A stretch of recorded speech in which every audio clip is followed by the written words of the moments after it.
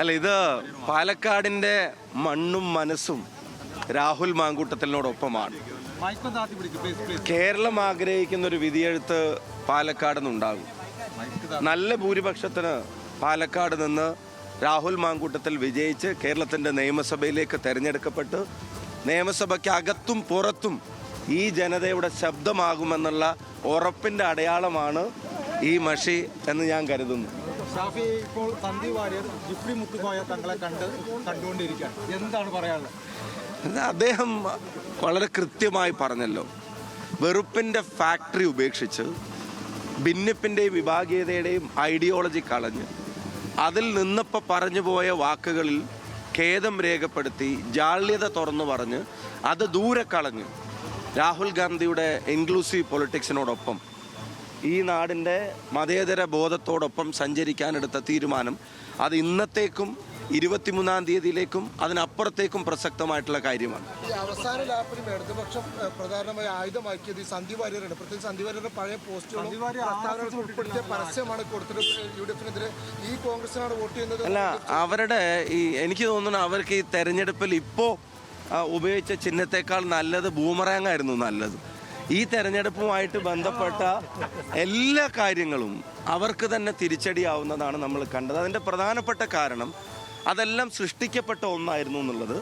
രണ്ട്, അതൊന്നും ജനങ്ങളെ ബാധിക്കുന്ന പ്രശ്നങ്ങളായിരുന്നില്ല എന്നുള്ളത്. ഏറ്റവും പ്രധാനം, അതെല്ലാം BJPയെ സഹായിക്കാൻ വേണ്ടിയായിരുന്നു എന്നുള്ളതാണ് അതിൻ്റെ ഇമ്പാക്റ്റ് എന്ന് പറയുന്നത്.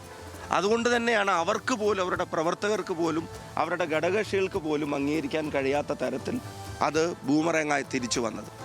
നമ്മൾ ഇന്നലെ കണ്ടപ്പോൾ പറഞ്ഞതാണല്ലോ, ദാർശനികമായി പരിശോധിച്ചാൽ RSSുമായി സമരസപ്പെട്ടു പോകുന്നൊരു മനസ്സല്ല സന്ദീപ് വാര്യർക്കുള്ളതെന്ന് ഞങ്ങളെക്കാൾ മുമ്പ് പറഞ്ഞത് AK ബാലനാണ്. അദ്ദേഹത്തിൻ്റെ മുമ്പിൽ വാതിലുകൾ എന്തിനാണ് കൊട്ടിയടക്കുന്നത്? അവരെ അപ്പുറത്ത് നിർത്തലാണോ ഞങ്ങളുടെ രാഷ്ട്രീയ പ്രവർത്തനം? അവരെ മാറ്റിക്കൊണ്ടുവരലല്ലേ ഞങ്ങളുടെ ഉത്തരവാദിത്വമെന്ന് കഴിഞ്ഞ ദിവസം പറഞ്ഞത് MP രാജേഷാണ്. അപ്പുറത്തുള്ളവരെല്ലാം അപ്പുറത്ത് തന്നെ നിൽക്കട്ടെ എന്ന സ്ഥിതി അല്ലല്ലോ. ഞങ്ങൾ പ്രവർത്തനം നടത്തി അവരൊക്കെ ഇപ്പുറത്തേക്ക് കൊണ്ടുവരലാണല്ലോ ഞങ്ങളുടെ ഉത്തരവാദിത്വമെന്ന് OK വാസുവിൻ്റെയും അശോകൻ്റെയും കാര്യത്തിൽ ആദ്യം പറഞ്ഞത് 2014 ശ്രീ പിണറായി വിജയനാണ്. അതാണ് ഞാൻ പറഞ്ഞത്, അവർ ഈ പറയുന്ന പത്രപരസ്യം ഉൾപ്പെടെ അതെല്ലാം ബൂമറാങ്ങായിട്ട് തിരിച്ചടിക്കുകയാണ്. അവരുടെ പ്രവർത്തകർക്കുള്ള പ്രയാസം ഞാൻ മനസ്സിലാക്കുന്നത് ഇതൊക്കെ BJPയെ സഹായിക്കാൻ വേണ്ടിയുള്ള തരത്തിലായി പോകുന്നു.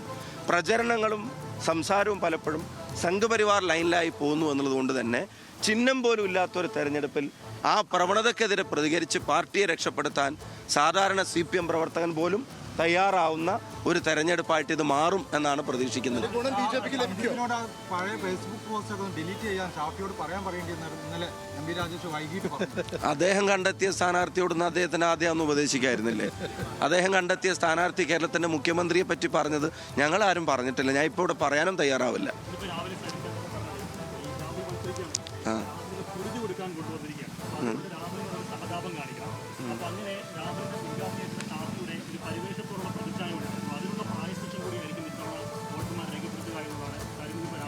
അല്ല, ജനാധിപത്യത്തിൽ പൊതുപ്രവർത്തനം നടത്തുന്ന ഒരാൾക്ക് നിയമസഭയിലേക്ക് തിരഞ്ഞെടുക്കപ്പെടുക എന്ന് പറഞ്ഞാൽ അത് കുരുതി കൊടുക്കലാണെന്നൊന്നും ഞാൻ വിശ്വസിക്കുന്നില്ല.